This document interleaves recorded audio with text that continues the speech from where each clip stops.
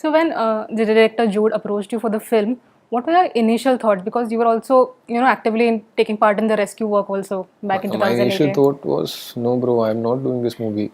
People will misinterpret it in a different way.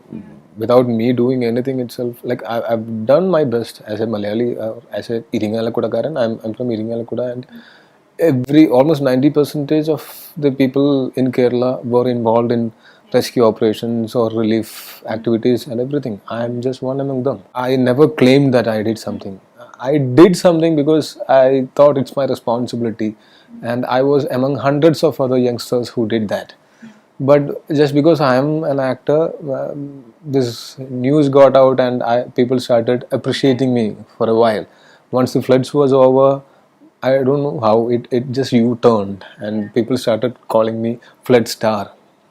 It was very painful back then because I can touch my heart and tell I never did anything wrong to anyone during that time. But still, I was being told, I was becoming a meme, and I was considered as a bad omen. Like it went on like that.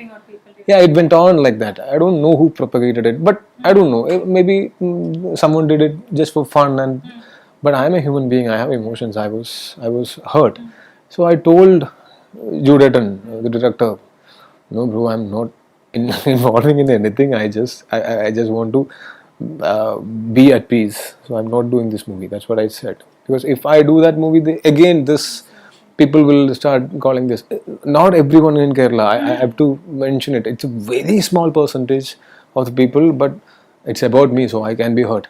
And what happens is in this post-truth era, what happens is when someone is forwarding something, if you read it and if you find it funny, you will forward it. But the one who wrote it might have some propaganda. You might not have any propaganda, but you just forwarded it and became a tool. This can happen, like especially when WhatsApp forwards come, this can happen. So I don't blame anyone. It's very funny as long as it's about someone else, but for me it was about me. It was not funny. Okay. And so I told him I don't want to be part of any controversy. I don't want to be like dealing with all these things. I've other movies committed, and I'm doing that. And Jude said, only if you are doing this movie, I'm planning to do it. You have to be part of this, or else I'm not doing it. And I told, bro, don't tell me, because I can be emotionally manipulated very easily. So I said, bro, it's not that. It's just because I had to go through all these things, and I don't want to do it again. Then he told me, just listen to the script. He narrated me the script. He gave the script, and I read it and I cried. And that's when I decided, okay, whatever people say, I want to be part of this amazing movie. And I trusted him because I asked him, how are we going to recreate the floods? It's not very easy. But he said, I have some techniques. And I asked him, what is a technique? And he didn't tell me. Maybe because if he had already told the technique, I would have opted out, because his plan was to make a huge water tank in a 12 acres land, and all the houses which our art director made, it was kept in the water, and it was a huge tank, and 45 days I was immersed in water until here. And we had so much night shoots with water, rain, and propellers at 2 o'clock in the night or 3 o'clock in the night. I had fever, cold, our immunity. After a point, our immunity gets affected. After 1 week of continuous rain and being in the water, our immunity, we lose our immunity. Then I had ear infection, and when I had ear infection, I went and met a doctor, ENT doctor, and told him I cannot sleep. It's severe pain, and he checked and he said, okay, now it's fine. It hasn't become worse. You have to go have an antibiotic, do an antibiotic course, and then you have to take painkillers for at least 2 days if you want to sleep, and also make sure that no water goes inside your ears. And I told him, from tomorrow our underwater shoot is starting, so I cannot say no to that. And so I took painkillers, did the shoot, then took the antibiotic course, and I'm fine. But now when I look back, I don't have that severe ear pain now, but I have a very successful movie now. So whatever difficulties we had to go through had paid off.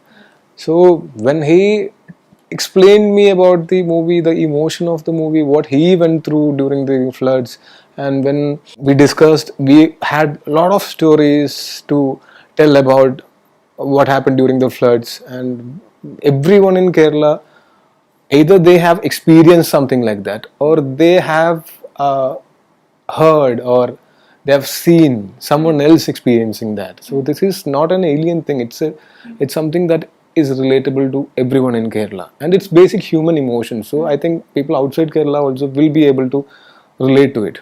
And floods is nothing new to anyone in India. Like we hear that like once in a while, there is floods there. We hear that. So maybe everyone will be able to relate to it.